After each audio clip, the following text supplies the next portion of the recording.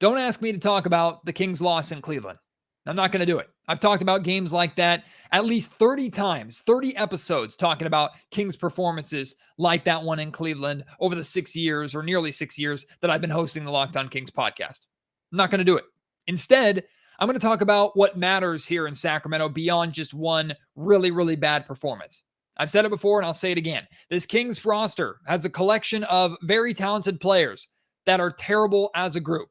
They've been terrible now for 3 seasons. It doesn't work. It's time to make a change. There's only one man who can save this season for the Sacramento Kings, and it's not De'Aaron Fox. It's general manager Monte McNair. I've been asking for a swing for the fences move from McNair and the Kings for a while now. Seems like the perfect time. And in fact, it is what is absolutely needed if this team wants to do more than just sneak their way into the play-in and be a quick exit. We'll talk about it on today's episode of the Locked On Kings podcast.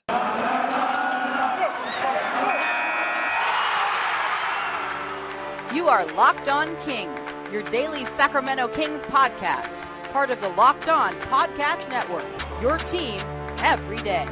And now, ladies and gentlemen, it is that time for another episode of Locked On Kings. Hello and welcome to Locked On Kings, your podcast hub for Sacramento Kings coverage all regular season and all off season. If you're looking for in-depth analysis, game-by-game breakdowns, highlights, interviews with local and national experts, full coverage of your Sacramento Kings from January through December, this is the place for you, part of the Locked On Podcast Network. My name is Matt George. I have the privilege of being your host here. I've been a Sacramento sports media member for the last 7 years. This is my 8th season covering Kings basketball, formerly for Sacramento Sports Radio, now with ABC 10 television here in the California capital. And why would you want me to talk about that Cleveland game? And I'm sorry if there are new listeners who have never listened to the Locked On podcast before. Maybe you're looking for an episode to make you feel better about that Cleveland Cavaliers loss. First off, welcome. So glad you're here. And I hope that you'll continue to be a part of this Locked On Kings community. But like I said in the intro, I've talked about games like that over 30 times. And that's not an exaggeration. Over 30 times, probably more than that. Over the course of the time that I've been hosting the Locked On Kings podcast for nearly the last 6 years. Very predictable performances, horrible effort. And the one thing I will say about this game, and what I think is more frustrating than the final score and how the Kings played and how they were completely outmanned really from the get-go and the effort just wasn't there, is the fact that the Cleveland Cavaliers can now add themselves to the long list of teams who started their rebuild significantly after the Sacramento Kings and have seemed to have surpassed them. Now, that might be a little bit premature with this Cavaliers team, but they've done the right things. They've made the right moves. They've drafted well. They have a good, solid young core that's playing really, really well. They have a star to build around in Garland. They have solid veterans. Like that Cleveland Cavaliers team is playing very well. And they're playing, normally I would kind of undermine what a good young team was doing in the East versus the West, because the West is typically significantly better than the East, but not this year, man. Not this year. The East is better than the West this season. The records are a clear indication of that. There are a lot of bad teams in the Western Conference. Yes, the Kings are one of them. And it still is as difficult as it is currently and as it has been for the Kings to put themselves in the play-in conversation. Nobody on this roster, De'Aaron Fox, Tyrese Halliburton, Davion Mitchell, Harrison Barnes, Buddy Hield, Marvin Bagley, nobody on this roster is going to save this Sacramento Kings team and is going to save this season. I've seen enough from this roster to know that none of these players are going to be able to get this group to click and work together and be successful consistently. They'll have stretches, they'll have flashes, they'll draw us in, they'll go on little 3-game win streaks, and then sometimes rattle off like 6 wins in 8 games, 7 wins in 9 games, and then they'll throw it all away with horrible performances like we've seen in the last couple of games. It's who this Kings team is. And no matter how good of any individual player on this version of the roster, with this core, and I'm not just talking about complementary pieces. I'm not talking about the Mo Harklesses, the Alex Lenz, the Tristan Thompsons. They have their pitfalls, of course, but they're role players. I'm talking about this core group. It's a failure. This main core in Sacramento is a failure. And there's not a player on that roster, no matter how good individually, that can get this core to play together and work together. I also don't think there's a coach outside of a super Hall of Fame coach. And hell, even if Greg Popovich walked through that door, I don't know if Greg Popovich could get this team to play together successfully. They're not good enough. They're not strong enough. They're not consistent enough. They're not mentally tough enough to be able to figure it out. So regardless of head coach, regardless of player on this roster, this group, they're not going to work together. They're going to fail. Monte McNair, general manager Monte McNair, is the only person who can save this season for the Sacramento Kings. The only person. And I know there's going to be at least one of you listening, and it's totally okay if you feel this way, that is going to say, save the season, Matt. What are you talking about? We always were hoping and thinking that this Kings team could be in the play-in, and they're right there in it. Currently, the Kings are actually half a game out of the play-in, both the 9th and 10th spot, currently held by the Trailblazers and the Minnesota Timberwolves. The Kings are in 11th right now, just a half game above the Spurs, who are in 12th, and only 2.5 games ahead of the Rockets in 13th. But yeah, you're right. With how bad the Western Conference is, even with the Kings being 11-16, they're right in the thick of things. They are in the play-in, and there is still a really good chance that they'll make the play-in. That's not good enough. It's not. I get that this fan base has struggled through 15 seasons of losing basketball. Newsflash, it's going to be 16. Unless McNair makes a big change at this trade deadline, it's going to be 16. And by big change, we're going to get into this. By big change, I mean swing for the fences, all in, gamble of a move. It needs to happen. It's the only way to salvage this season beyond just sneaking your way into the play-in. It's not good enough. I get that we would love to see the Kings play in a meaningful elimination type game. Play-in is not playoffs. It may be postseason by technicality, but it's not the same thing. The goal this season for the Kings was to make the playoffs, not just the play-in. They would love to make the playoffs through the play-in. That was always going to be their most likely path. But the playoffs were the goal, meaning a best-of-7 series. Hell, even if you sneak in and you take on the number 1 seed Suns, the number 2 seed Warriors, and you get your ass kicked and you're swept in 4 games and you lose by 20 every single game. At least there are 2 home playoff games inside the Golden One Center for us to enjoy, and the drought, the playoffless streak is over. History is avoided. That's the goal. Play in. Just making the play in barely by the skin of your teeth and getting eliminated, because there's no way this team, the way they're playing, there's no way you can tell me by any reason that I should believe that this team is going to be capable of winning 2 games to actually make it into the play-in, or playoffs rather. Because if they're making it through the play-in, they're going to be either a 9th or 10th seed, meaning they have to win twice to get in. You think this team is capable of that? Maybe they are capable. But would you feel confident in that? I sure as hell wouldn't. What has this team done to give you any indication that that is the case? I've talked about this before. This Kings team could make the play-in, but it's also about looking like you belong. At 11-16, this group of Kings that we've seen, the ups and downs of this season, does this team, watching them, say they belong in the postseason? They belong in the playoffs? The answer is unequivocally no. They don't. They don't belong, because this roster, this group is incapable of being successful together. I don't blame Alvin Gentry.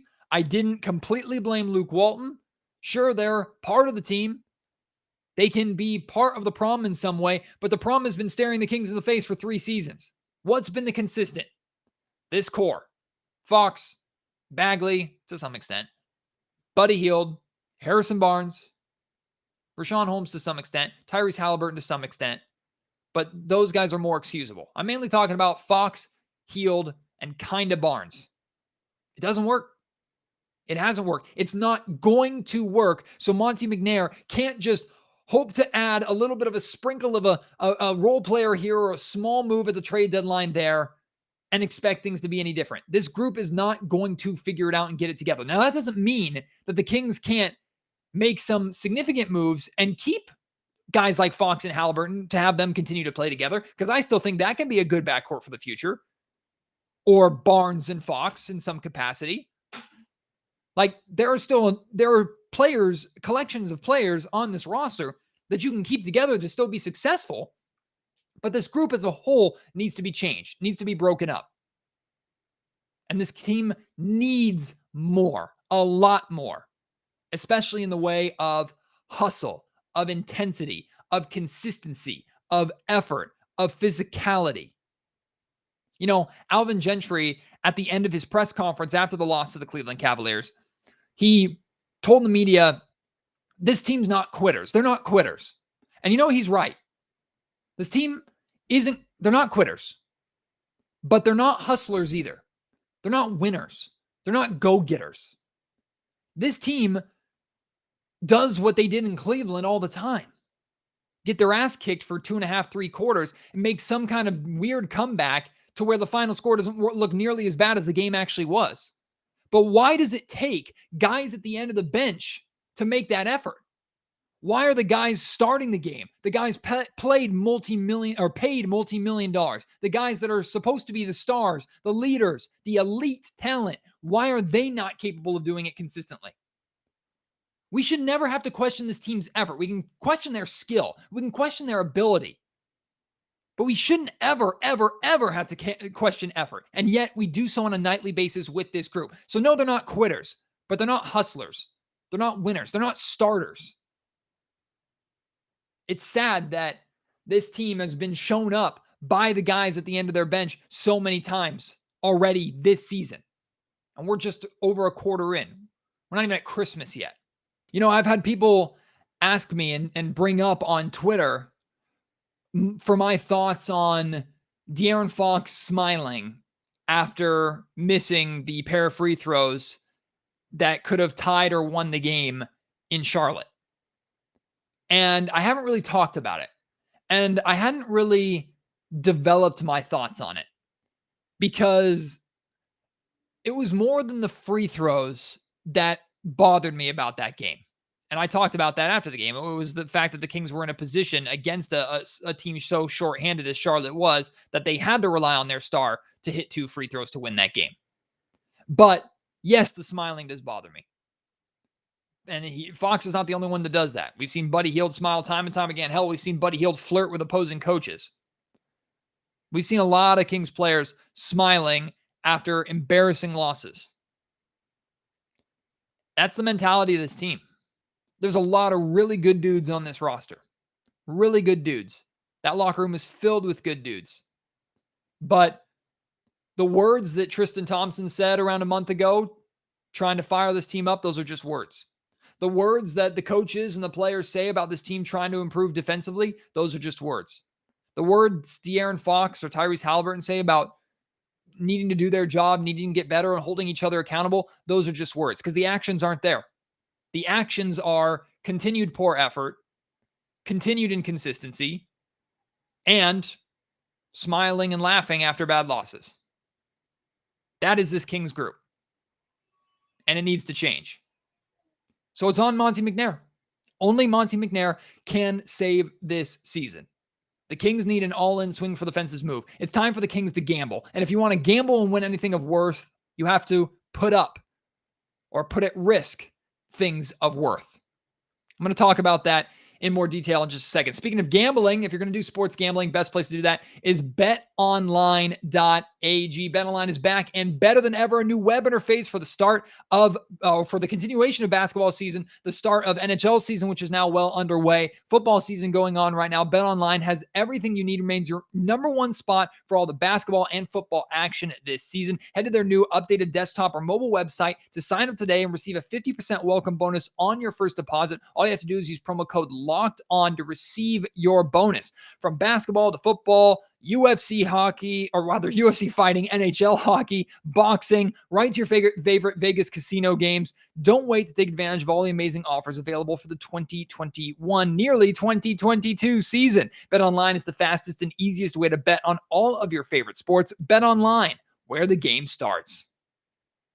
You may have heard the date December 15th. That's an important date. That's when a lot of players who were signed to contracts during the offseason become eligible to be traded. And that's really where the doors start to open up and trades really start happening. It's not going to be as wild and crazy we think as like around the trade deadline, but December 15th is that day where things really start to open up. Players who just signed become eligible to be traded, which matters a lot for the Sacramento Kings with players that they may want to try and move.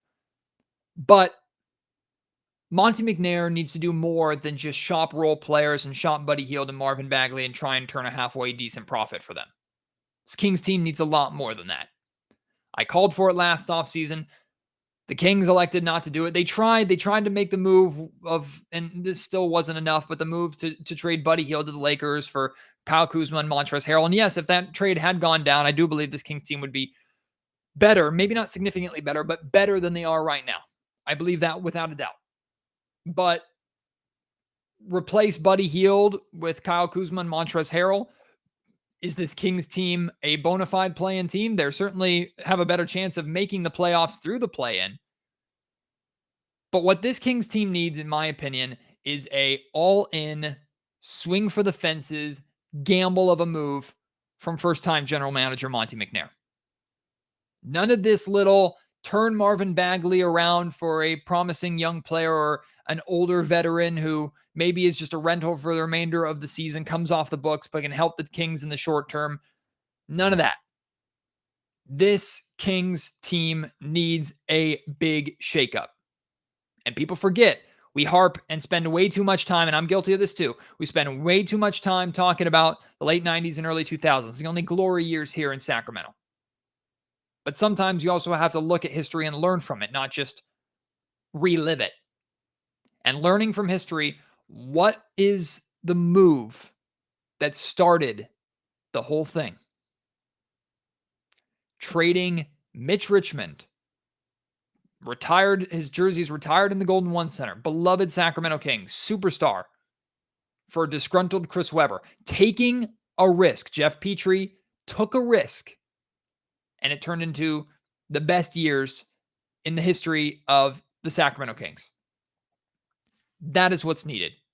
Now, I don't know if Chris Webber is going to be walking through that door or a similar Chris Webber type player. What I'm saying is McNair needs to try to find this next Chris Webber. And I'm not just talking about the position or the type of player. I'm talking about the mindset, the leadership, the mentality. Someone to walk through that door and establish a tone on the floor that others are forced to follow or they get kicked out of the gym. That is what this Kings team needs. And I've seen enough to know it's not going to come from the coach. It's going to come from players. And I love De'Aaron Fox. I still think De'Aaron Fox could be a really, really important piece on a good Sacramento Kings team, hopefully a championship Sacramento Kings team one day. But De'Aaron has shown me enough to know that he's not going to be that Chris Webber alpha that this team needs. He's not. He's just not. Neither is Tyrese. Tyrese is a damn good player too, and I want Tyrese to still be here in Sacramento as part of a future championship Kings team. Tyrese is not that alpha. Kings need that alpha. Kings need a star. Kings need a leader. Kings need an impact player. Now, of course, a lot easier said than done. My overall point here is that Monte McNair, and I imagine he has been, will be, I would be disappointed if I were to somehow learn that Monte McNair was not aggressively working the phones, calling Indiana about Domantas Sabonis. And I have a list of players here that just I would be interested in the Kings being involved in, or at least conversations in. Domantas Sabonis in Indiana. Brandon Ingram with the New Orleans Hornets. Rather, the New Orleans Pelicans, sorry. Jeremy Grant with the Detroit Pistons. Here's one. Here's a dream one for me. Jaylen Brown with the Boston Celtics. Of course, Ben Simmons with the Philadelphia 76ers. Christian Wood with the Houston Rockets. These are names, and I don't know if all these guys are going to be that alpha Chris Webber like I was just talking about, but these are names that I expect Monte McNair to call about. And the reality is, almost every single one of these names is going to cost you talent. You are not going to get any single one of these players or these caliber of players for Buddy Hield and Marvin Bagley and draft picks. It's not going to happen. So put the ESPN trade machine away. It's not going to happen. And what's also not going to happen is Monte McNair is not going to trade away De'Aaron Fox or Tyrese Halliburton for a non-star. Like, I really like Domantas Sabonis. I don't think the Kings need to trade De'Aaron Fox or Tyrese Halliburton for Domantas Sabonis. But Davion Mitchell, Harrison Barnes, a Buddy Hield, a Marvin Bagley. I'm not talking about all these players, but these are players that should be in the conversation, plus draft picks. You're damn right. I get Davion Mitchell's exciting. He's young. He could grow into something. He's a good defender, arguably the best defender that's on this Kings team right now. I get it. Doesn't matter to me. He's a rookie, unproven. Domantas Sabonis is a former All-Star, multi-time All-Star. You make that move. You pull that trigger. You don't be afraid to do that. Anything of value is going to cost you value in return. You're not going to nickel and dime anybody. Put your big names on the line and see what you can get for them. I would trade De'Aaron Fox today if I could get Jaylen Brown. Easy. Done. If it's a straight up trade, I have no idea if that works. I would trade De'Aaron Fox for Jaylen Brown in a heartbeat, and this team is instantly better. Tyrese Halliburton takes over the primary point guard duties, which he kind of already is. You have Davion Mitchell that's still here. You can plug him into the starting lineup, or Terrence Davis could play. I don't know what the hell the trade looks like. But I would do that in a heartbeat. I'm not trading De'Aaron Fox unless I'm getting a star in return. And I also know that I'm not trading De'Aaron Fox to a team, a good team, with stars. Because a good team is trying to acquire assets, not trade them away. Now, this isn't a star conversation, but I've had this conversation before about Harrison Barnes. I would like the Kings to hold on to both Tyrese Halliburton and Harrison Barnes. I'd be the most hesitant to move on from those two guys. In the case of Harrison Barnes, it's because the Kings need players like Harrison, but obviously better, but mainly players at his position. The Kings have no depth at that position. And if they're going to trade Harrison Barnes away, the likelihood of them getting a better piece, like you can include Harrison Barnes maybe in a Jaylen Brown trade. Okay, Boston's had interest in him in the past. All right, I'm willing to listen to that. But if you're trying to trade Harrison away and Harrison's the main piece that you're sending out in a trade package, you're not going to get better at his position in return. You're not. You're going to get equal at best, which at that point is just a wash because this Kings team didn't get better. Swing for the fences, Monte McNair. Go for Jaylen Brown. Go for Brandon Ingram. Go for Domantas Sabonis. Worst everybody can say is no. And I don't know if McNair's job is on the line. I really don't. I hope it's not, because I think it would be absurd for McNair to be fired after this season when he's mainly been forced to continue with Vlade's roster. And he's tried to make moves. They haven't come through, and that's not an excuse. Like, you have to still make moves happen. But he's tried, and they've fallen apart. He had the DiVincenzo move, I guess, done for Bogdan Bogdanović. That fell apart. He had the deal with the Lakers, Buddy Hield for Montrezl Harrell and Kyle Kuzma done. That fell apart. So he's tried. And if Monte McNair were to be fired at the end of the season, make no mistake about it, there's no way anybody in Sacramento is running McNair out of town and putting the blame on him and not putting all of the blame and all the spotlight on Vivek Ranadive and Kings ownership, because that's where all the heat would belong. McNair would just be a casualty caught in the crossfire. But if I'm Monte McNair, I'm not afraid at all of going all in and failing. What's there to be afraid about? You're going to get fired? Cool. You're on a path to getting fired in a year or two anyway with how things are going right now. You need a major shakeup. It's the only way things are going to change in Sacramento. The only way for you to keep your job is to put it on the line and put your neck on the line and put your roster on the line and put the Kings' future on the line. Not that the future is all that bright right now, but put it on the line, gamble, try for an all-in move, try and land a big name at the expense of some of your favorite pieces, your best pieces and draft picks. Try it. Or sell everybody, trade everybody away for picks and young assets, and embrace the tank. And I hate tanking. I hate it.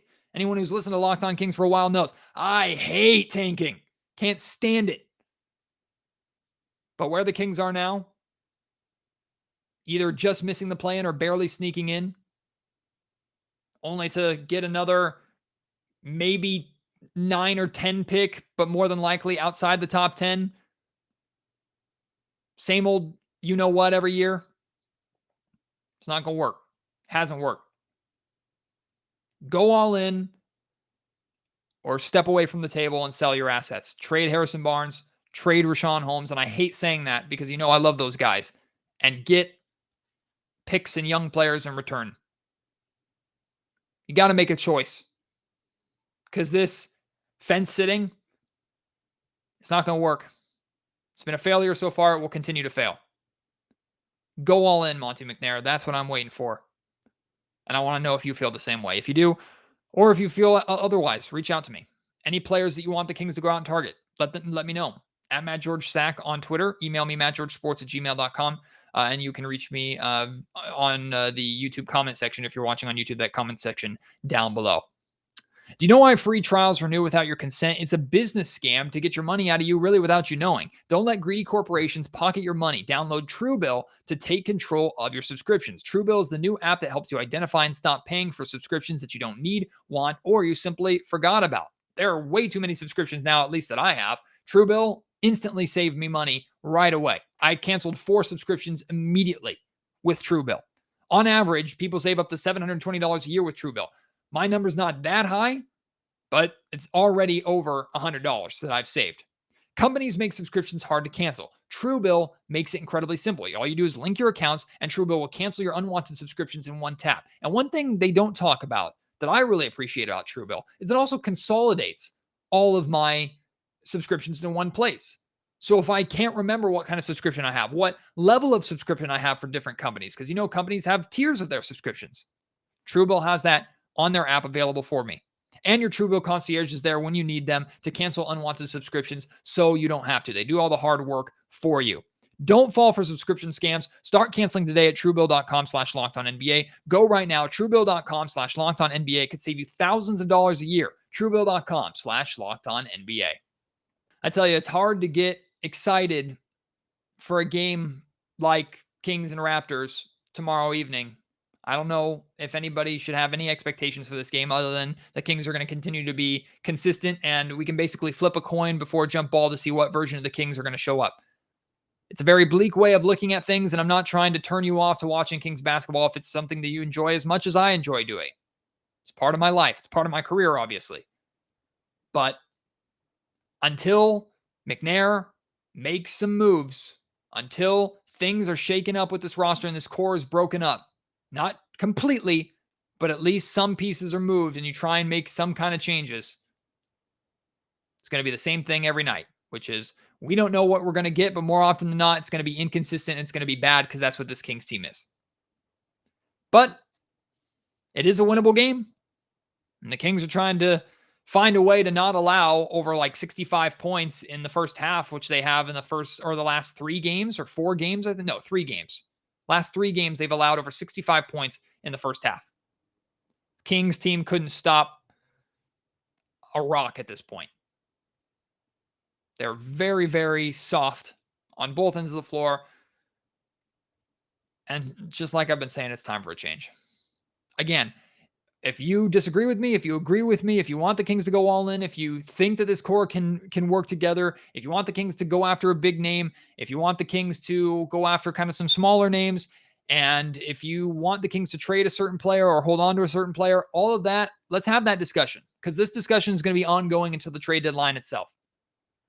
There's not necessarily a massive sense of urgency for the Kings to get trades done right now, or immediately once the 15th happens, which is in 3 days. Because they're, like I said, with the West being so bad, they're still in the play-in conversation. So they're not danger of massively falling out of it at this point in time. So they do have time on their side. But they do have to do something before the deadline. Something has to be done. So I want to hear from you. Of course, following tomorrow's game against the Raptors, we will have a post-game Locked On Kings podcast. I apologize for not doing a post-game Cavs podcast. 1, I simply was disgusted and didn't want to talk about the team. 2, I thankfully was at a friend's house for some fun Dungeons & Dragons play. And if you're rolling your eyes and calling me a nerd, yes, I am, but I love Dungeons & Dragons. You should try it. Thankfully, I didn't have to watch that whole game or devote my entire attention to that game. It was on in the background while I was in another fantasy realm because I did not want to be living in the reality, which is the Sacramento Kings are absolute garbage and were in that game. So I thought I was a winner that night.